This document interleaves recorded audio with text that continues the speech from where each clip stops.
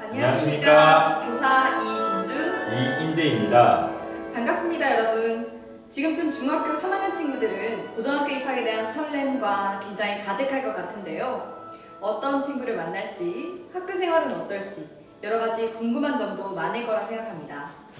오늘은 그 중에서도 정말 중요한 학업과 관련된 부분에 대해서 안내해 드리고자 합니다. 네, 예비고일 여러분, 오늘 이 자리를 통해서 유익한 정보 많이 얻어가시길 바라겠습니다. 중학교에서 자유학년제를 통해 여러분의 진로에 대하여 고민하고 탐구했을 텐데요. 고등학교에서는 고교학점제를 운영하고 있습니다. 고교학점제가 무엇인지 지금부터 소개해 드리도록 하겠습니다. 고교학점제란 자신의 진로와 적성에 따라 다양한 과목을 선택하여 이수하고 이렇게 선택한 과목들의 누계 학점이 기준에 도달하게 되면 졸업을 인정받는 교육과정 이수제도를 말합니다. 이처럼 대입에서는 다양한 선택 과목들 중에서 어떤 과목을 수강했고 어떻게 공부했는가가 매우 중요합니다. 그런데 우리 학교에 없는 과목은 어떻게 수강할 수 있을까요? 바로 공동교육과정 제도를 이용하면 됩니다.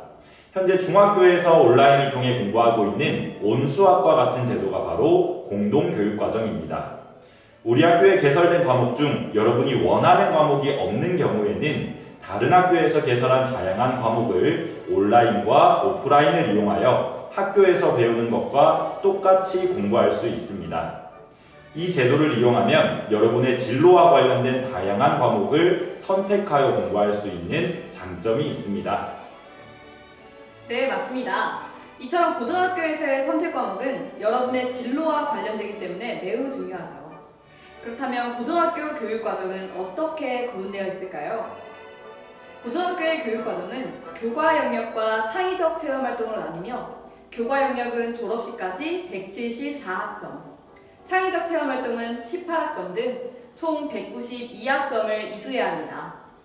여기서 학점이란 50분인 고등학교 수업을 일주일에 몇 번을 듣는가의 개념으로 일주일에 수업을 한 번 들으면 1학점을 이수하는 것이 됩니다. 이렇게 모든 학생들은 졸업시까지 교과 영역에서 필수 이수 학점으로 94학점을 이수하고 나머지 80학점은 자신의 진로에 따라 다양한 선택 과목을 직접 선택해 공부하게 됩니다. 그럼 지금부터 각 과목들에 대해 구체적으로 살펴보도록 하겠습니다. 네, 고등학교에 입학하면 어떤 교과목을 배울지 평소 궁금하셨죠? 오늘은 저희와 함께 그 궁금증을 풀어보는 시간을 갖도록 하겠습니다. 각 과목과 관련하여 진학할 수 있는 학과도 함께 소개해 드릴 테니 주의 깊게 들어주세요. 선생님, 올해 3학년 담임을 하셨는데 선생님께서는 고등학교 때 가장 자신 있는 과목이 무엇이었나요? 저는 국어 과목을 지금 가르치고 있는데 고등학생 때도 국어 과목이 가장 자신 있었던 것 같아요. 문학 작품을 읽다 보면 작품 속의 등장인물의 감정이 공감이 되는 경우가 많더라고요. 현실에 저는 고등학생이었지만 문학을 읽을 때만큼은 새로운 인물이 되어보는 듯한 기분이 아주 좋았습니다. 그럼 이야기가 나온 김에 국어 교과부터 소개해 볼까요? 중학교에서는 국어 교과를 한 교과서로 통합하여 배우지만 고등학교에서는 세분화해서 과목이 많아지죠? 네, 맞습니다.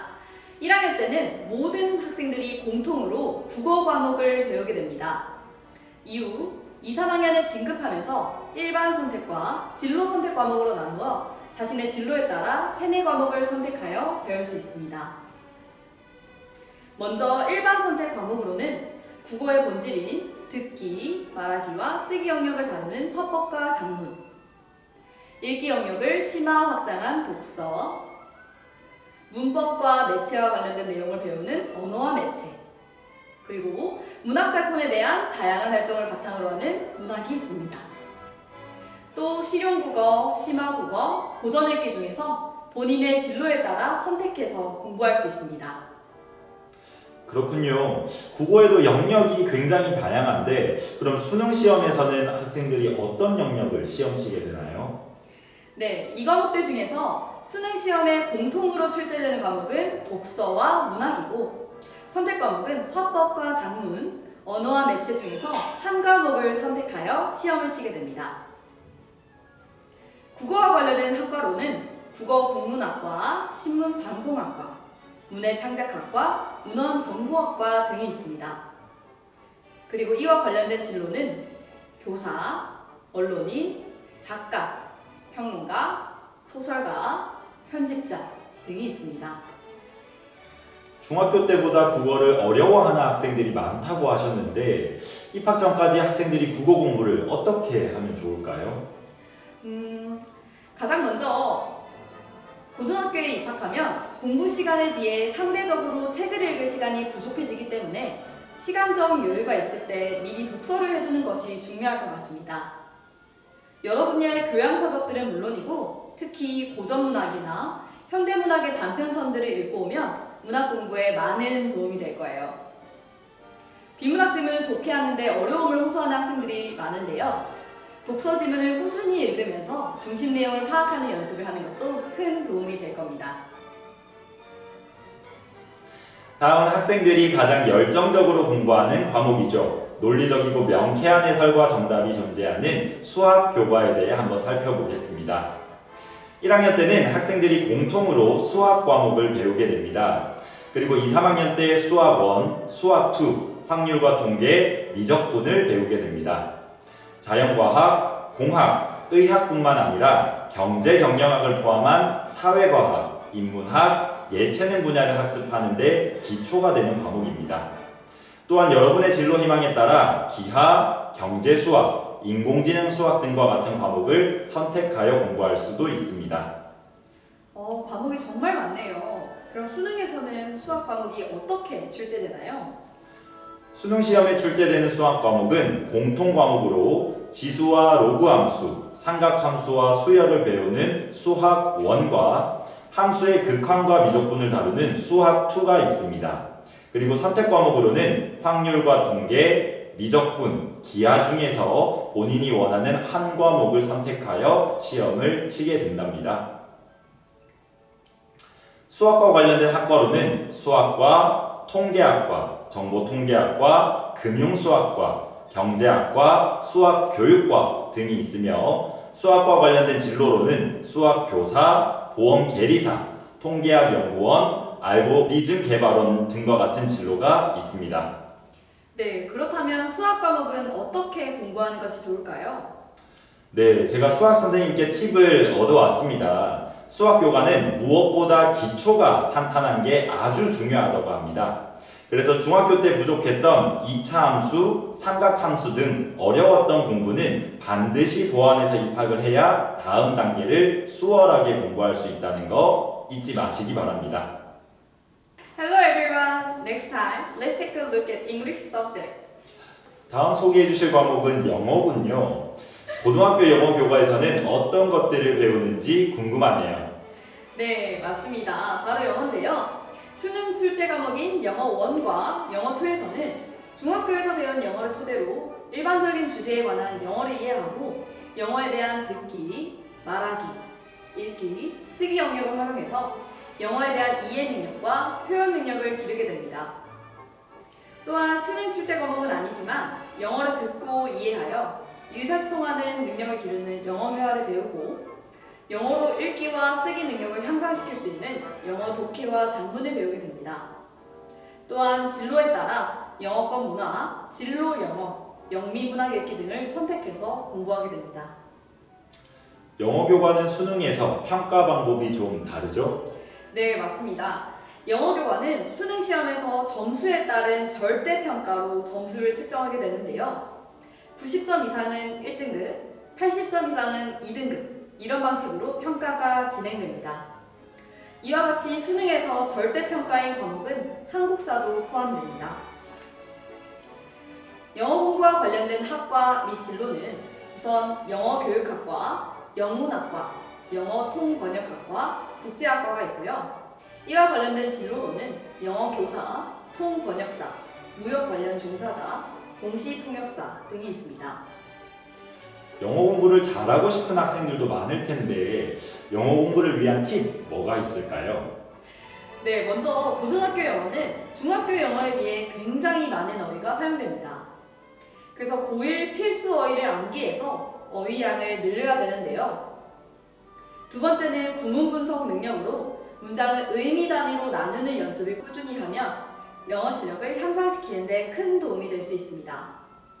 선생님, 고등학교 공부를 위해 선행학습이 필요할까요? 긴 겨울방학을 그냥 보내는 것보다는 고등학교에서 배울 내용을 미리 살펴보면 많은 도움이 될 것 같습니다. 혼자 공부하기 어려운 학생들은 EBS 중학 사이트에 예비고1 학생들을 위한 교과별 다양한 수업이 마련되어 있으니 도움받아 보는 것도 좋을 것 같네요. 자, 그러면 지금까지 국영수 교과에 대해서 알아보았는데요. 지금부터는 탐구 영역인 사회교과와 과학교과에 대해서 알아보도록 하겠습니다. 잠깐, 그 전에 기초교과 중 하나인 한국사를 먼저 살펴보도록 할까요? 네, 한국인의 뿌리를 알아보는 과목, 바로 한국사 과목에 대해 살펴보도록 하겠습니다.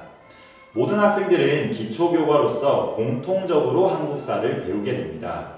우리나라 역사의 형성, 발전되어 온 과정을 살펴보고 인간의 삶과 현대사회에 대한 심층적 이해와 통찰력을 기르는 과목이죠. 선생님, 그런데 한국사는 수능에서 주의해야 할 점이 있지 않나요? 네, 맞습니다. 한국사는 대학 진학의 필수 과목으로 대학 수학 능력 시험에서 반드시 응시해야 하는 과목입니다. 자, 그럼 이제 본격적으로 사회교과를 소개해 보겠습니다. 사회교과는 선택 과목이 아주 다양하게 구성된 교과입니다. 학생들이 2학년 때 어떤 과목을 선택할지 고민을 많이 하는 교과이기도 하니 여러분들도 미리 고민해보면 좋을 것 같습니다. 사회교과는 역사와 도덕을 포함하는 교과인데요. 먼저 1학년에서 사회현상을 종합적으로 이해하는 통합사회를 공통적으로 배우고 2, 3학년에서 4종류의 선택교과목이 있는데 크게 지리교과군, 역사교과군, 일반사회교과군, 도덕교과군으로 나뉩니다. 네, 먼저 역사교과군입니다. 인류가 걸어온 삶의 변화를 탐구하는 세계사, 동아시아 지역에서 전개된 인간 활동과 문화유산을 배우는 동아시아사를 선택하여 공부할 수 있습니다. 다음은 지리교과군입니다. 일반 선택 과목에 두 과목이 있습니다. 자연환경 및 인문환경에 대한 지식을 바탕으로 지리적 현상과 사람들의 삶의 방식을 이해하는 한국지리가 있으며 세계 여러 국가와 지역에서 볼 수 있는 공간적 상호의존과 갈등의 본질을 파악하는 세계지리가 있습니다. 또 여행이라는 주제를 가지고 우리나라와 세계의 자연환경 및 인문환경이 어떤 모습으로 존재하고 변하는지를 통합적으로 이해하는 여행지리가 진로 선택 과목에 마련되어 있습니다. 다음은 일반사회교과군입니다. 첫 번째, 정치와 법 과목입니다. 정치와 법 생활에 능동적으로 참여하는 민주시민의 자질을 함양하기 위한 과목이죠.